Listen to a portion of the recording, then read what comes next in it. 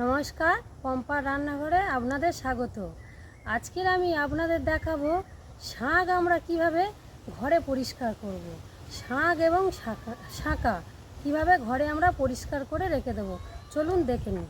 আমি এখানে গরম জল নিয়েছি, এখানে দিয়ে দেবো সাবান গুঁড়ো। আপনারা চাইলে অন্য সাবান গুঁড়ো দিতে পারেন। আমি এখানে দিয়েছি সার্ফ এক্সেল। এবার আমি সাবান গুঁড়োটা গুলে নেব। এবারে দিয়ে দেব আমি এখানে শাকটা ভিজিয়ে রাখবো কিছুক্ষণ। শাকে যদি কোনো পোকা লাগা থাকে কিন্তু সেই পোকাটা থেকে যাবে, দাগ থাকবে কিন্তু শাকটা পরিষ্কার হয়ে যাবে। এবার আমি এখানে একটা পাত্র নিয়েছি, ওর মধ্যে দিয়ে দেবো আমি চুন। আমি কিন্তু চুনের গুঁড়ো কিনে নিয়ে এসেছি।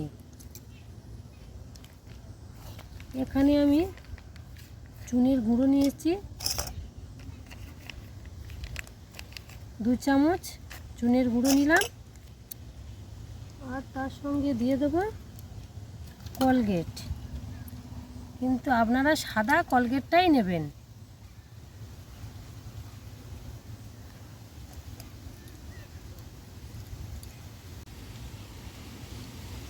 এবার এই চুনের মধ্যে অল্প অল্প করে জল দিয়ে দেব। জল দিয়ে এইভাবে আমি গুলে নেব চুনটা।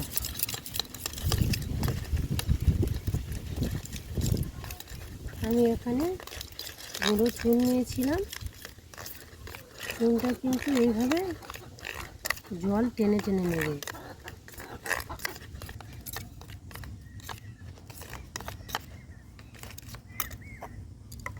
শাকটা 10 মিনিট ভিজিয়ে রেখেছিলাম।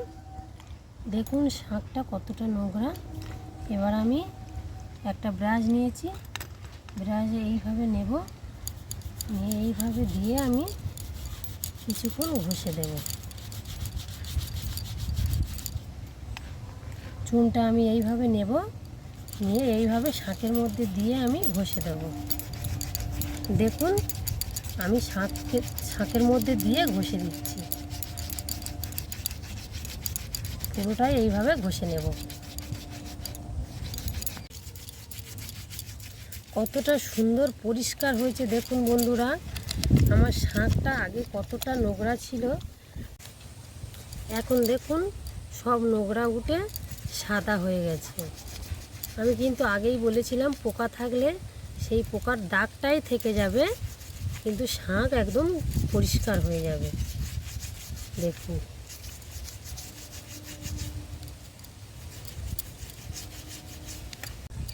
দেখুন বন্ধুরা, শাকটা আমি মেজে নিয়েছি। এবার ওই জলটার মধ্যে আমি ধুয়ে নেব। দেখুন কতটা সুন্দর পরিষ্কার হয়েছে, কিন্তু এই পোকার দাগগুলো রয়ে গেছে। এবার আমি দেখাবো শাঁকা পরিষ্কার করে। এই জলটাতে শাঁকাটা একটু লাগিয়ে নিলাম।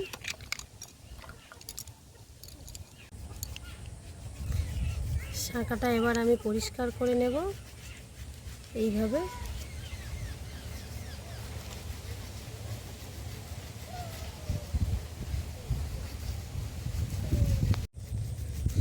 দেখুন কতটা সুন্দর পরিষ্কার হয়েছে, আপনারা দেখুন।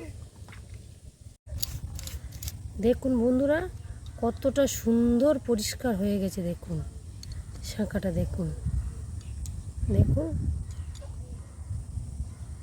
দেখুন। এবার আমি ধুয়ে নেব।